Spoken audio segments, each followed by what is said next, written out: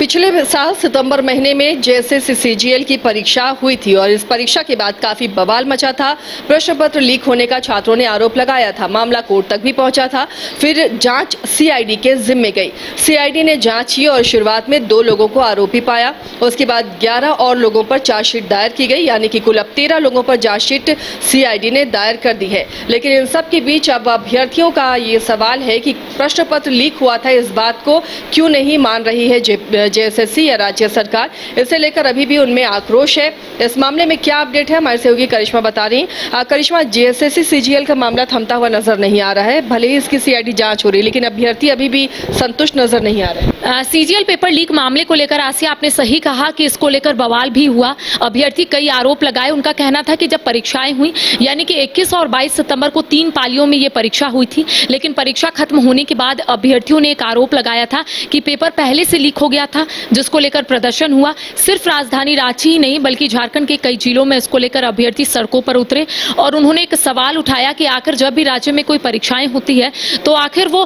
भ्रष्टाचार के साथ साथ पेपर लीक क्यों होता है। देखिए, इसको लेकर आपने देखा होगा कि जो अभ्यर्थी है वो हाईकोर्ट का दरवाजा भी खटखटाए थे। इस बीच सीआईडी को जांच का जिम्मा मिला। सीआईडी ने जांच पूरी कर ली है और बताया जा रहा है कि कुल 13 आरोपियों पर फिलहाल चार्जशीट जो है वो दाखिल की गई है। उनका कहना है कि राज्य में अमूमन ऐसा देखने को मिलता है, जितनी भी नियुक्ति प्रक्रिया है विवादों में चली जाती है और इसके साथ ही अभ्यर्थी जो है सड़कों से सदन तक अपनी आवाज को उठाते हैं। लेकिन अब कह सकते हैं कि उम्मीद की किरणें जो है वो अभ्यर्थियों को दिखी है। शायद हम ये कह सकते हैं आसिया कि जेएसएससी सीजीएल पेपर लीक की गुत्थी जो है अब धीरे धीरे सुलझने वाली है। लेकिन 13 आरोपियों पर चार्जशीट जो है वो दाखिल किया गया है। कई प्रूफ, कई साक्ष्य जो है वो मिले हैं और ये हम कह सकते हैं कि आने वाले समय में शायद अभ्यर्थियों को न्याय मिलेगा, जिसका इंतजार झारखंड के अभ्यर्थी करते हुए नजर आ रहे हैं। अभ्यर्थी है वो लगातार एक ही आरोप लगाते हुए नजर आ रहे हैं कि एग्जाम से पहले कई अभ्यर्थियों को क्वेश्चन पेपर रटवाए गए थे, उन्हें बताया गया था और कई अभ्यर्थियों को नेपाल के वीरगंज ले जाया गया था और वहां पर भी क्वेश्चंस जो है वो रटवाए गए थे। इस बीच कई लोगों का नाम जो है वो सामने आया था आसिया, और उसी के आधार पर लगातार जांच जो है वो की जा रही थी। जांच का दायरा जो है वो लगातार बढ़ाया जा रहा था और इस बीच देखिए अब ये कहा जा रहा है, क्योंकि ये भी बताया गया था कि गूगल पे के माध्यम से कई अभ्यर्थियों से पैसे लिए गए थे,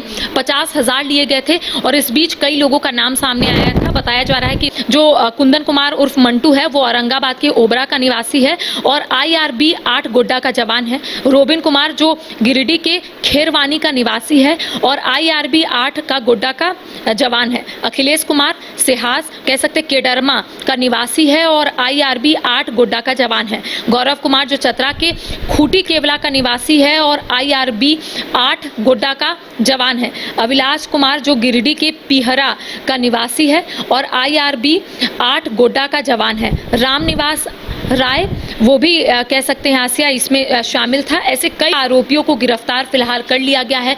सीआईडी की ओर से 13 आरोपियों पर चार्जशीट दाखिल किया गया है। तो अब हम कह सकते हैं आसिया की जो इंतजार की घड़ी है, जो लगातार अभ्यर्थी इंतजार कर रहे थे कि आखिर उन्हें न्याय कब मिलेगा, और यही वजह है कि हाईकोर्ट का दरवाजा उन्होंने खटखटाया था और अदालत ने ये कहा था कि अगर इस तरीके की गड़बड़ियां हैं तो रिजल्ट प्रकाशित कैसे हो गया। अब देखिए हम कह सकते हैं आसिया, क्योंकि इसको लेकर सियासत भी तेज हो गई थी। आपने देखा होगा कि बाबूलाल मरांडी ने भी सवाल उठाया था। उनका कहना था जब इतने साक्ष्य मिल रहे हैं तो आखिर क्यों नहीं चीजें सामने आ रही है, आखिर क्यों नहीं वो चीज जो है जो लोग देखना चाहते हैं, जो अभ्यर्थी देखना चाहते हैं, वो सामने क्यों नहीं आ रहा है। जब गूगल पे का जो पूरा ब्यौरा है, जो पूरा लिस्ट है वो सामने आ गया था कि कई लोगों को यहाँ पर 50,000 भेजे गए थे, यानी कि क्वेश्चंस रटवाने के लिए, क्वेश्चंस प्रोवाइड करने के लिए 50,000 लिए गए थे। तो आखिर इन साक्ष्य जो है, जो प्रूफ है, जो सामने आया था, उसके आधार पर क्यों नहीं काम की जा रही है। तो अब कह सकते हैं ऐसे, क्योंकि लगातार हम बीजेपी की बात करेंगे तो उनका कहना है कि अगर सीबीआई की ओर से अगर जांच होती तो शायद दूध का दूध और पानी का पानी बहुत जल्द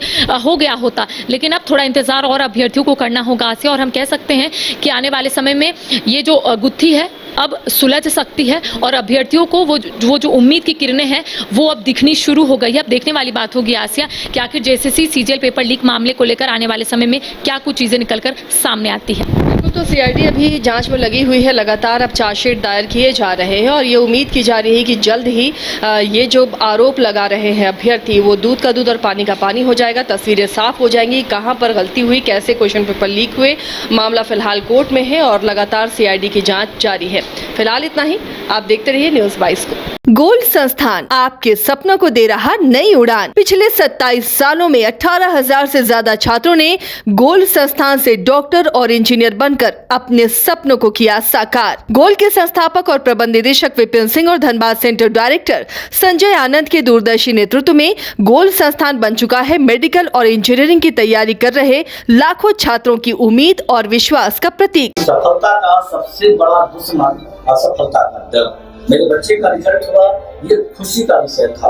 बट हमारे इंस्टीट्यूट के जो बच्चे रिजल्ट कर रहे थे, जो लेवल को अचीव कर रहे थे, उनका भी रिजल्ट हुआ, ये हमारे लिए और ज्यादा खुशी की बात था। आज ही जुड़िए गोल्ड संस्थान से और अपने सपनों को दीजिए नई ऊंचाई।